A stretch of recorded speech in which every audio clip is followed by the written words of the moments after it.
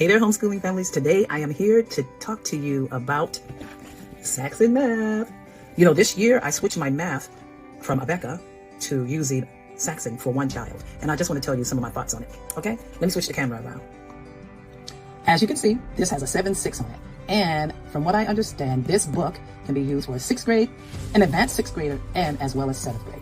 And what I like about this book is the child that I had to switch it for was too distracted by all the colors and the I don't know how to explain this to you, except I have to show it to you. This is actually, I don't have a student's book for Abeka, but this is the Abeka's 6th grade curriculum.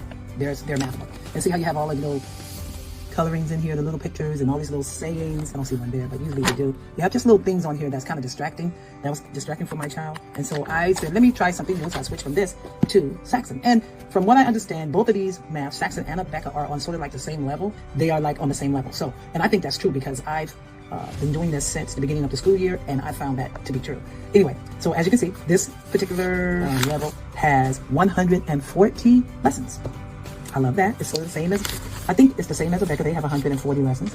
So it's your child will be working on this for the whole year. What I like about this book, it gives you a whole bunch of, it speaks really to the student, because the student is supposed to be taking this book, and after you introduce them to the new concept, they are responsible for actually getting that work done and trying their best to, trying their best to do it without you sitting there with them all of the time.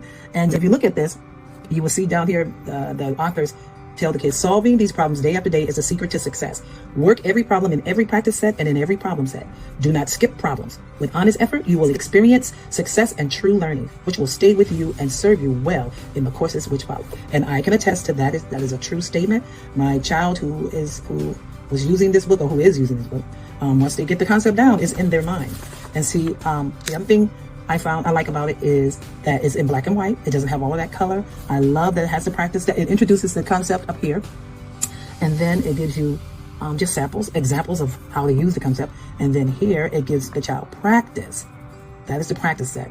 Sometimes it's a little more than that. That looks like just 5 of them, but usually it's more. And then they give and once they do these finish with these practice problems, the parent is supposed to check it to make sure they're understanding that new concept, and then the child has to start the problem set. And they have a lot of word problems in this curriculum, which is really, really the point really of math. Is you should be able to take a concept that you have learned and learn how to apply it to a problem, or just life period, and figure out which one you need to use it. See, and they start off with the basic. Lesson 2 is adding, decimal numbers, whole numbers, subtraction, and it goes in order, just like the Abeka, but multiplying. And then as the child advances, the math becomes more and more challenging. I love it. I think it is on par with Abeka. I truly can use either or, to be honest. Let's see, we're all the way. See, they're teaching them classifying quadrilaterals, so many different things. And then another thing I like about this is they teach a concept, like for the instance, percents part 1, they will teach this concept, sorry about that, today. And then every lesson after that, they will continue to teach or give problems that will use that particular concept, so your child will not forget, which is awesome. I love that. There's always review. Review actually is built in throughout the curriculum. So the other thing I love about it is that with Saxon math, if there's a concept that I as a teacher don't understand, I can always go online and look at some of their review problems online on their actual website. This is actually, I have the old book. I've had this in my family for a while, but it's still the same work. It's an old design, cover design, but they have updated this curriculum, and there's an online component to this math now. So you can go in there and look at it for yourself to figure out whether or not, if you don't understand something, you can get more practice. So now that's the good things about it. Now let me tell you about what I don't like about it.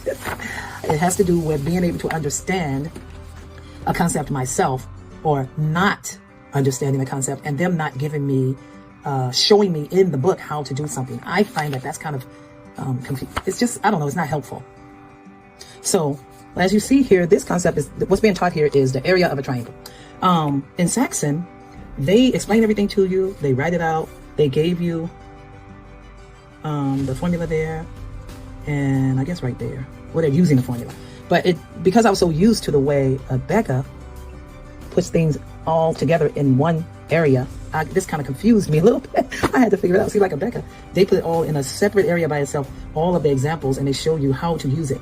Abeka shows you how to write out the formula with letters. Then it shows you how to translate those letters to the actual numbers that you're looking for, the measurements, and then it takes you step by step until you solve it. So what I'm saying, and then not only that, what I love about Abeka is it walks me through it gives me the steps for every problem. Look at that. For every problem, it walks me through. So that saves me trying to guess how to do something if I'm not really, if I have lost the knowledge of the concept. If I have kind of like forgotten how to do it, I can go back and look at what they are doing, and that helps me tremendously. But as you can see, Saxon doesn't do that. They give you the samples and the examples here of of the work that they have done. But then when they give the work here, they don't show the steps. So that's what I don't like about Saxon. Yeah, if you are the type of person that knows this math really well and you don't need the step-by-step instructions to help you figure out a problem in Saxon, then Saxon is an excellent curriculum. I would recommend it. I highly recommend it. But like I said, I am used to using Abeka, and I love Abeka too. But anyway, that's my say on Saxon math, and I hope that's helped you. By the way, if you are someone who's just starting off homeschooling and you need some help, click the link down at the bottom in the description and schedule a 30-minute free call with me, and I can help walk you through some things. Or if you're someone who is just starting with young elementary school age kids, click the link down in my description and get my course. I have created that just for new homeschooling parents with young elementary age kids. Okay, don't forget to like and comment down below. Okay, thank you. Bye. See you soon.